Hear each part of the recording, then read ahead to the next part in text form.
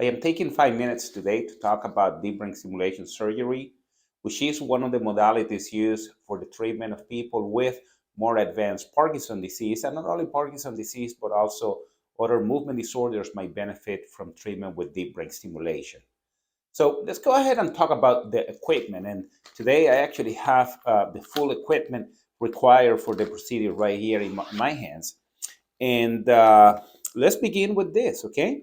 So to begin, deep brain stimulation is a surgical procedure used for the care of people with movement disorders. And typically what happens is after your movement disorders neurologist does the proper evaluation, you will be referred to the surgeon.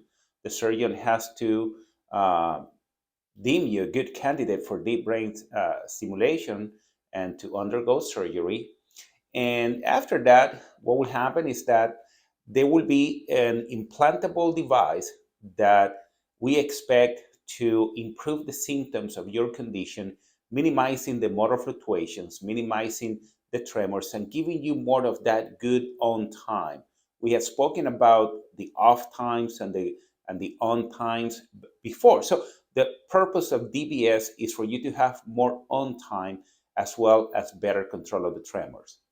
A common question that people have is, what can I expect to improve with the deep brain stimulation surgery? So we can expect to see the tremors, we can expect to see the stiffness, we can expect to see the slowness improving, and the balance issues are a little bit tricky. They're not going to improve on everyone, so you will have to have a good conversation with your movement disorder specialist to talk about what is the expectation about this. Now, let me make it clear that deep brain stimulation is not going to improve depression, it's not going to improve fatigue, it's not going to improve memory problems. So do not expect to see any of those symptoms to be improving with DBS. So let's go ahead and go to this, okay?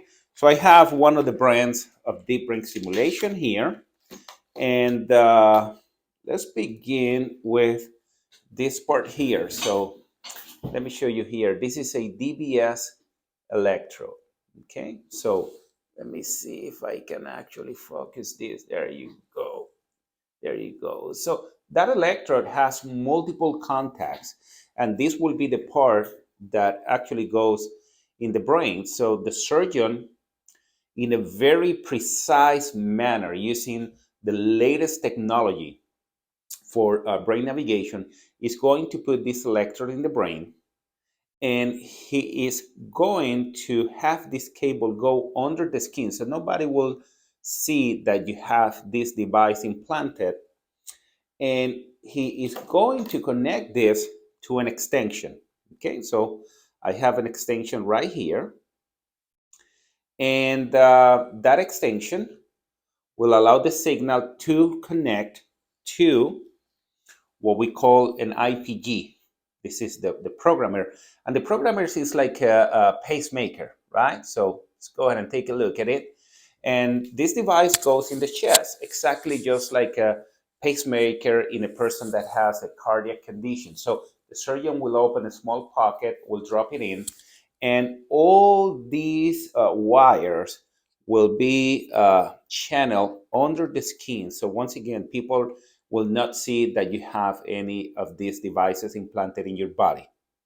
The device is going to be connected, and then your doctor will do the proper programming, trying to find out what is the best setting for you to have the improvement of the symptoms that are bothering you.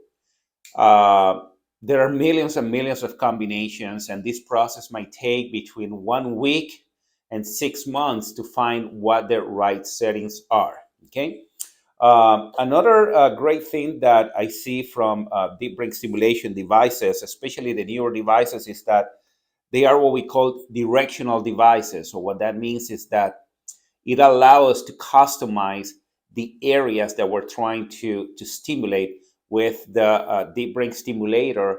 And by doing so, we can improve the efficacy of the procedure and at the same time minimize the side effects. And this is something that we're still learning, right?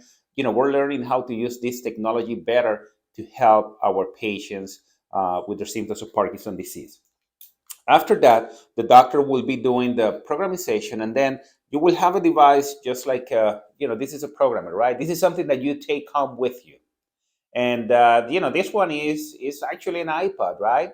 And this device will allow you to check what the battery life is. This device will allow you to check what the programming is. And we as doctors actually will be able to give you a range. So you will be able to change some of the parameters at home if you feel like you need to. Typically, my recommendation is don't play with that, right? We're going to leave very good settings for you. However, some people feel like they will want to have some control, so the doctor will leave some some magnitude for you to be able to make some changes at home if they are needed.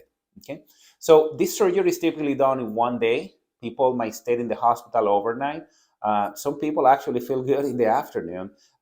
Ready to go back home. My recommendation is to stay in the hospital in case that there is some pain coming after, some confusion. So we will make sure that we can monitor that condition. I hope that you find this information to be helpful. This is mainly information about the device itself. I will follow this video with another one where we explain what is the criteria, who is the right candidate for DBS surgery. Thank you for your attention.